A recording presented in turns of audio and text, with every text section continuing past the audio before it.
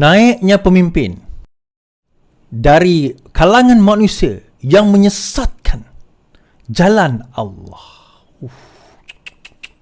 Bodoh, jahil, menyesatkan lagi. Tuan-tuan, tak alang-alang.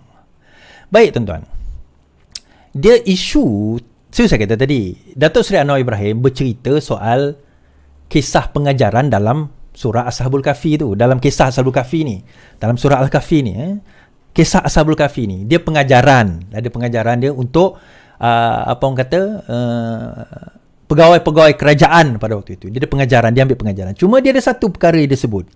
Now, dia ada perbincangan di dalam Al-Quran sebenarnya, untuk makluman tuan-tuan, tidak ada perincian siapakah Ashabul Kahfi ni di dalam Al-Quran. Disebutkan cuma Ashabul Kahfi.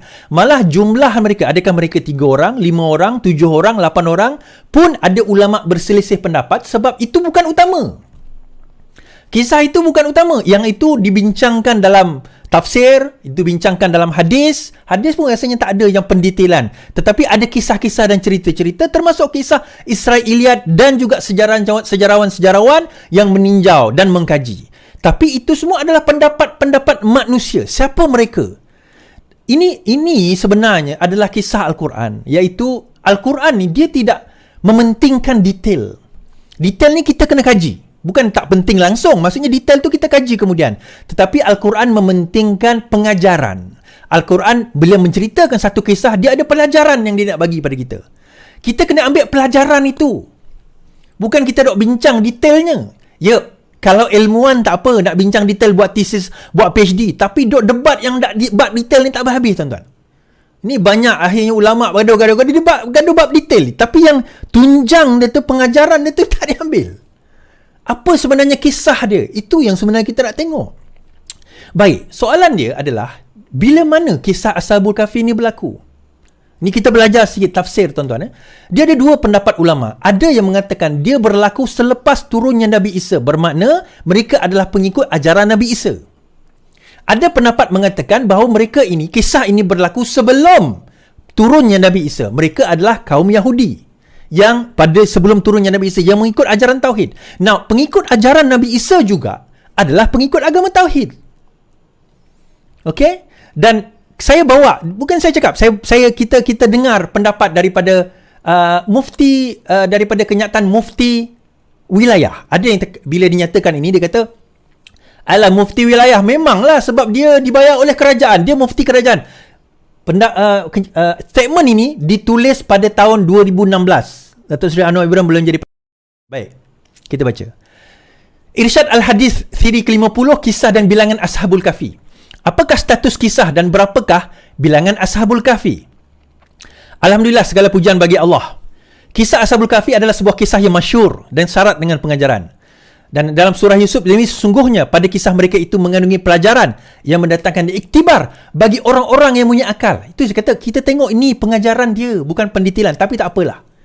Okey, now saya tak baca ni. Sumber dan sumber kisah ini, status dan sumber kisah ini. Kisah ini adalah sahih kerana disebut dalam Al-Quran, iaitu dalam surah Al-Kahfi, yang mana Al-Quran adalah mutawatir. Walau bagaimanapun, di dalam Al-Quran tidak dicatatkan secara terperinci kerana Al-Quran lebih mengutamakan pelajaran daripada kisah. Okay? Lebih mengutamakan pelajaran daripada kisah.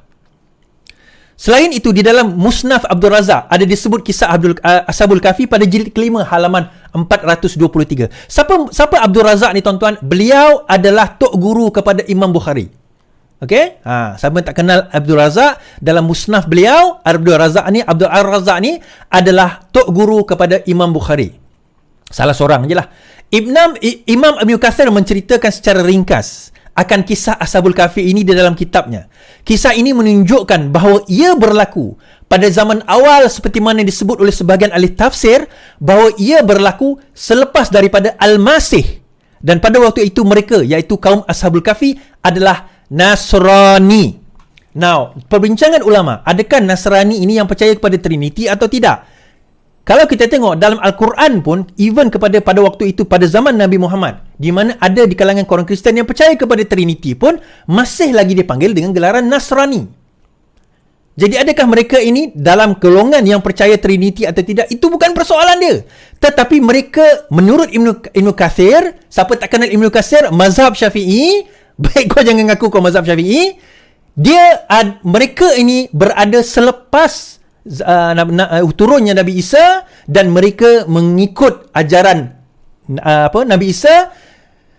Mereka adalah Nasrani. Ini tafsir Ibnu Katsir. Apa yang nyata bahawa kaum yang mereka tinggalkan adalah musyrikin daripada Allah, dan mereka menyembah berhala. Panjang di mana Al-Bidayah wal Al-Hinayah jilid 2 muka surat 114.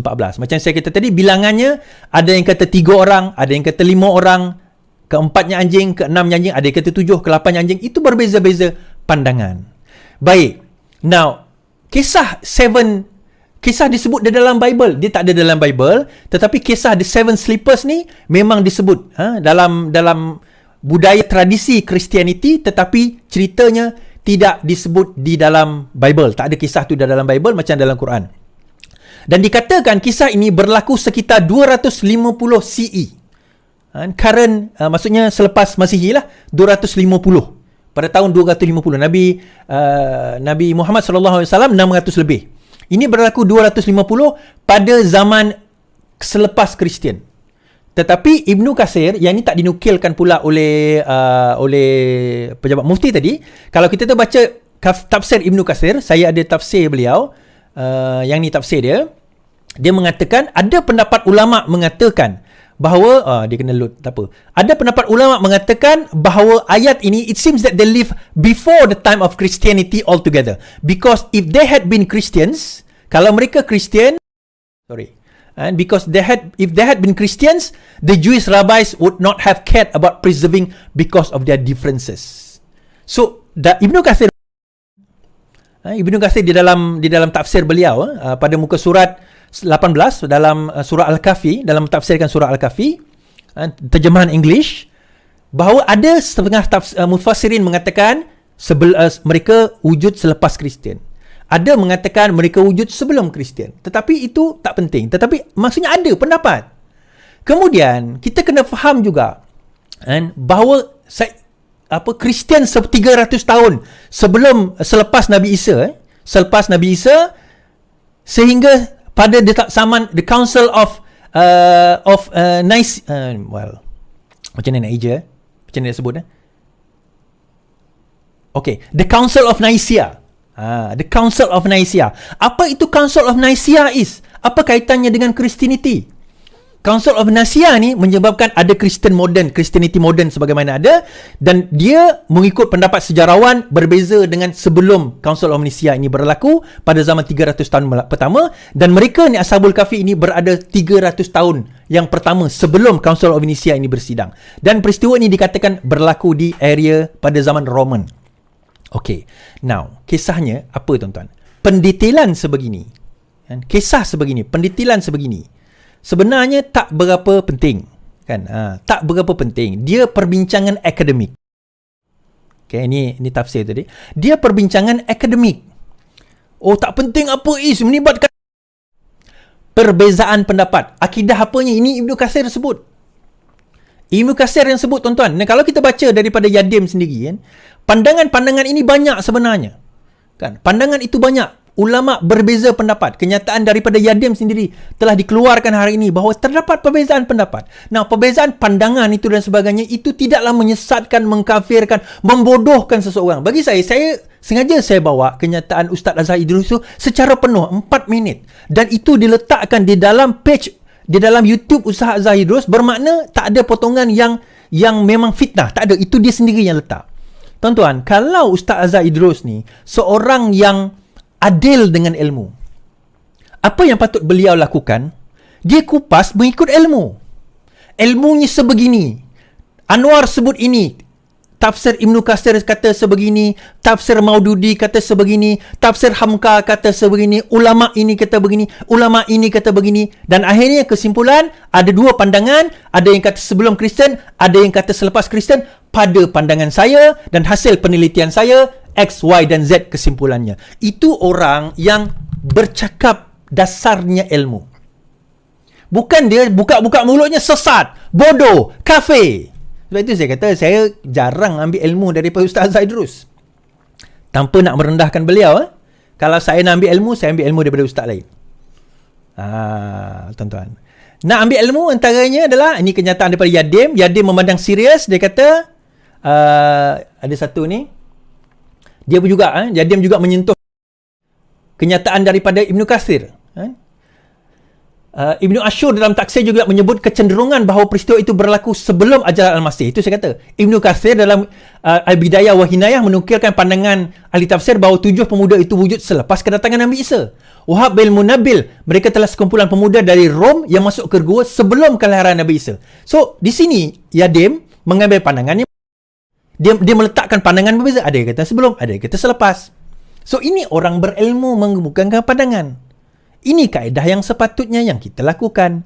Bukan kita membodohkan umat. Bukan kita menyesatkan orang. Bukan kita mengkafirkan orang. Itu bukan tugas ilmuwan, tuan-tuan. Itu bukan tugas pendakwah.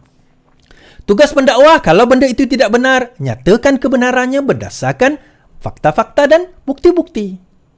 Ini pandangan. Assalamualaikum warahmatullahi ta'ala wabarakatuh. Saya ingin memberikan sedikit perkongsian ataupun penjelasan tentang satu isu yang hangat diperbincangkan di media sosial hari ini, di TikTok, di Facebook dan sebagainya. Ia adalah merujuk kepada satu statement yang telah dikeluarkan ataupun yang telah disebutkan oleh Yang Amat Berhormat Perdana Menteri Malaysia, yang Datuk Seri Anwar Ibrahim, ketika dalam satu perhimpunan bersama dengan agensi kerajaan. Beliau menyebutkan bahawa pemuda Ashabul Kahfi ini adalah hidup pada zaman Kristian dan mereka ini adalah beragama Kristian. Jadi ada pihak yang memberikan komentar lalu dinisbahkan apa yang disebutkan oleh Yang Amat Berhormat Perdana Menteri ini adalah mengatakan bahawa pemuda Ashabul Kahfi dikatakan sebagai mereka ini kufur, mereka ini agama Kristian yang kafir dan sebagainya. Maka kalau kita lihat dan kita teliti apa yang disebutkan oleh Yang Amat Berhormat Perdana Menteri, beliau ketika menyebutkan tentang kisah Ashabul Kahfi, beliau dahului dengan membaca ayatul Quran daripada suratul Ashabul Kahfi, innahum fityatun amanu birabbihim. Mereka ini adalah pemuda yang beriman dengan Tuhan mereka. Jadi ayat itu sudah jelas menunjukkan bahawa kisah Ashabul Kahfi yang hendak dinyatakan oleh beliau adalah dengan maksud Ashabul Kahfi yang beriman kepada Allah. Jadi tak mungkin akan disebutkan di situ lalu dikatakan beliau menyebutkan Ashabul Kahfi itu sebagai mereka yang kufur dan sebagainya. Adapun penisbahan Ashabul Kahfi ini sebagai beragama Kristian, ini satu perbincangan yang ada disebutkan oleh para ulama walaupun ianya khilaf. Al-Imam Ibn Kathir dalam tafsir Ibn Kathir ketika menafsirkan surat Ashabul Kahfi ataupun kisah ini, ada mengatakan, ada pendapat yang mengatakan bahawa Ashabul Kahfi ala dinin Nasraniyah atau ala din Isa bin Maryam. Ashabul Kahfi ini mereka beragama dengan agama Nabi Isa ataupun agama Masihi. Ada juga pendapat mengatakan Ashabul Kahfi ini muncul sebelum lagi daripada zamannya Nabi Isa. Jadi ini adalah satu perkara yang ada disebutkan oleh para ulama. Dan yang dimaksudkan oleh Yang Amat Berhormat Perdana Menteri apabila beliau menyebutkan Ashabul Kahfi itu adalah beragama Kristian, adalah merujuk kepada agama Kristian versi Nabi Isa alaihi salam yang mengajak beriman kepada Allah. Bukan Ashabul Kahfi yang mengajarkan Trinity, yang mengajarkan kekufuran, kerana beliau telah menyatakan ayat innahum fityatun amanu birabbihim, tak mungkin akan dinisbahkan Ashabul Kahfi kepada orang yang kufur. Okey. So, ada perbincangan, ada perbezaan pendapat, ada khilaf ulama dalam pendetailan. Tak kisahlah, itu pandangan. Dan kalau kita nak kritik, tuan-tuan, kritik pandangannya. Bukan kritik keimanannya. Ini masalah kita dengan adab kepada ilmu, tradisi ilmu. Dan inilah pembodohan umat manusia, umat Islam. Inilah cara pembodohan umat Islam. Macam baru-baru ini kan, ada seorang dalam grup kata, Suardi, ni ada profesor ni, dia sebut bahawa Pekidah ni lahir ada salah silahnya daripada Khalifah Uthmaniyah dan ada dia punya salu-galuh. Ni kita kena tangkap profesor ni. Saya kata, kenapa kita kena tangkap? Ilmu Hujah kita balas dengan hujah. Kita tak setuju dengan pandangan dia, kita datanglah dengan hujah yang lebih baik. Tapi kita jangan gunakan kekerasan, kita jangan gunakan pembodohan, kita jangan guna sesat menyesatkan dengan orang yang kita tidak bersetuju pandangan dia. Inilah yang Allah ajar kita sebagai umat Islam. Iqra' bismi rabbikal ladzi khalaq. Bacalah dengan nama Tuhanmu yang menciptakan. Iqra', baca. Baca ni apa tuan-tuan? Bila kita membaca, tak mustahil kita membaca, otak kita tak bergerak dan berfikir. Bila kita membaca sesuatu, otak kita akan sekurang-kurangnya capture the words, capture the meaning, interpret. Di situ proses berfikir bermula. Untuk kita mula berfikir, kita kena membaca. Tetapi bab kata Datuk Yusof Al-Qaradawi, antara kelemahan umat Islam sekarang ini ialah malas berfikir dan malas membaca. Itu yang kita jadi ramai yang jadi dengar je ustaz kata, oh betul lah ustaz. Wacaya sama lu. Hashtag pas kencing. Lepas tu jadi pentaksub, kondonnya membawa panji Islam, tapi benda asas pun engkau ke laut. Okay tuan-tuan, habis kat situ. Ini perbincangan teologi sebenarnya kan. Bagi saya tak payahlah kita nak panjang-panjangkan benda ni. Kafir mengkafir, jahil menjahil dan sebagainya. Itu pandangan Datuk Seri Anwar Ibrahim. Kita tak setuju, bawa pandangan yang berbeza. Tetapi bukan membodohkan. Dan dia kata, pergilah, berdampinglah dengan ulama. Tuan-tuan, kat depan Datuk Seri Anwar Ibrahim tu, Menteri Agama dari JAKIM. Apa, JAKIM ni tak ada ulama ke? Kan, JAKIM tu tak ada ulama ke? Yang ada PhD dan sebagainya. Ramai kat situ. Saya belum bawa lagi pandangan Dr. Hafiz. Berkenaan dengan perkara ini, Dr. Abdul Hafiz Salihuddin, PhD lah agama. Kan? Tuan-tuan boleh tengok sendiri lah. 5 minit dia punya ucapan. Saya tak nak bawa lah dia punya tu. Tuan-tuan, kesimpulan dia. Saya bawa live adalah untuk kita, bagi saya, live saya ni saya nak membijakkan umat manusia. Saya nak umat manusia menjadi orang yang bijak dan berfikir. Kita jangan jadi pentaksub. Jangan jadi pentaksub Anwar Ibrahim. Jangan jadi pentaksub Iswardi. Jangan jadi pentaksub Hadi Awang. Jangan jadi pentaksub Parti PKR. Jangan. Kita jadi orang yang belajar. Orang yang mengkaji. Kita taksub kepada kebenaran dan kita taksub kepada ilmu. Kita taksub kepada kebenaran, kita sentiasa mengkaji dan belajar. Dan jadilah orang yang sentiasa nak belajar. Dan kalau kita benar ikhlas dengan kebenaran, insya-Allah kita akan jumpa kebenaran tersebut.